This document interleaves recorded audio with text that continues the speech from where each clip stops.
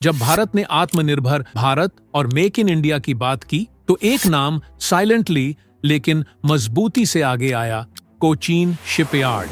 यह सिर्फ एक ऑर्डिनरी कंपनी नहीं बल्कि इंडिया का सबसे बड़ा शिप बिल्डिंग और रिपेयर यार्ड है। ये वही जगह है जहां INS विक्रांत जैसे प्रेस्टीज एयरक्राफ्ट कैरियर को डिजाइन और बिल्ड किया गया, जो आज भारत की नौसेना की शान है। कोचीन शिपयार्ड न सिर्फ नेवल वॉरशिप्स बल्कि कमर्शियल वेसल्स, टैंकर्स, टग बोट्स और ऑफशोर सपोर्ट शिप्स भी बनाता है, जो देश की सामुद्रिक ताकत और लॉजिस्टिक्स को बैकबोन देता है।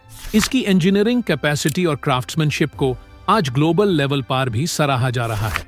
डिफेंस ऑर्डर्स में बढ़ोतरी की वजह से मरीन रिपेयर की डिमांड बढ़ रही है, इसीलिए 2025 के चौथे तिमाही में बढ़ोतरी हो रही है। शिप रिपेयर रेवेन्यू में 178% का जंप हुआ है। कुछ ही समय पहले कोचिन शिपयार्ड की एक छोटी कंपनी हुगली CSL को 2 शानदार लग्जरी रिवर क्रूज शिप्स बनाने का बड़ा ऑर्डर मिला।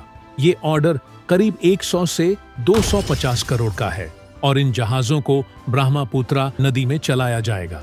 इस खबर के आते ही शेयर मार्केट में जोश दिखा, क्योंकि ये कंपनी की काम करने की ताकत का एक बड़ा उदाहरण है।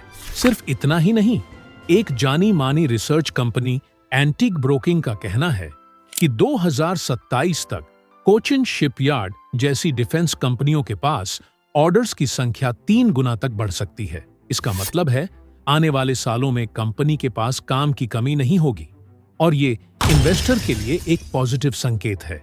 फाइनेंशियल ईयर 2025 में कोचिन शिपयार्ड का रेवेन्यू 4,908 करोड़ रहा। क्वार्टर 4 में 1,807 करोड़ के साथ 38% की तेजी दिखाई और 7 सालों में लाभ लगभग 10% CAGR से स्थिर रूप से बढ़ा है। कंपनी में 67.9% हिस्सा सरकार ऑफ इंडिया का है। कम डेप्ट और स्ट्रॉन्ग डिफेंस टाई अप्स के साथ इसका बेस काफी मजबूत है। हालांकि कोचीन शिपयार्ड की कमाई अच्छी रही है, लेकिन हर चीज परफेक्ट नहीं है। चौथी तिमाही क्वार्टर 4 में कंपनी के मुनाफे पर दबाव पड़ा और उसका कारण था बढ़ती लागत। इसी वजह से कंपनी की प्रॉफिटेबिलिटी 10 से 11% तक गिर गई। इसके अलावा इस समय कंपनी का PE रेशियो करीब 64 है, जो काफी ऊंचा माना जाता है। इसका मतलब ये है कि शेयर की कीमत पहले से ही काफी बढ़ चुकी है और ऐसे में इसमें नया निवेश थोड़ा रिस्की हो सकता है, खासकर शॉर्ट टर्म के नजरिए से। आने वाले समय में कोचीन शिपयार्ड के लिए ग्रोथ के दरवाजे और भी ज्यादा खुलने वाले हैं। सरकार का फोकस अब मेक इन इंडिया और आत्मनिर्भर भारत पर है, खासकर डिफेंस और समुद्री सुरक्षा के मामले में। ऐसे में कोचीन शिपयार्ड जैसी कंपनियों को नए और बड़े ऑर्डर्स मिलने की पूरी उम्मीद है। एक जानी मानी रिसर्च फर्म एंटीक ब्रोकिंग का मानना है कि 2027 तक कोचीन शिपयार्ड का डिफेंस ऑर्डर बुक 3 गुना तक बढ़ सकता है।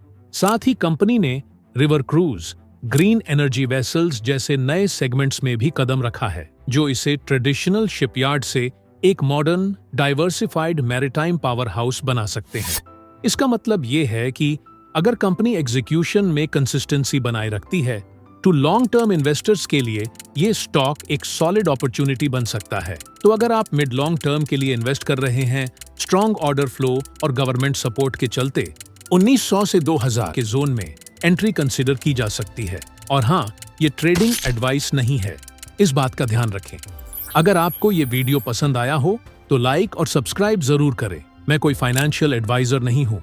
ये कंटेंट सिर्फ इंफॉर्मेशनल पर्पसेस के लिए है। टेक्नोलॉजी इवॉल्व होती रहेगी, तो अपना टाइमली रिसर्च जरूर करते रहें। धन्यवाद। मिलते हैं नेक्स्ट वीडियो में। ये वीडियो सिर्फ एजुकेशनल और इन्फॉर्मेशनल पर्पसेस के लिए है। कोई इन्वेस्टमेंट एडवाइस नहीं है। शेयर मार्केट रिस्की होने के कारण किसी भी इन्वेस्टमेंट से पहले अपने फाइनेंशियल एडवाइजर से कंसल्ट करें। हम किसी भी प्रॉफिट या लॉस के लिए रिस्पॉन्सिबल नहीं है।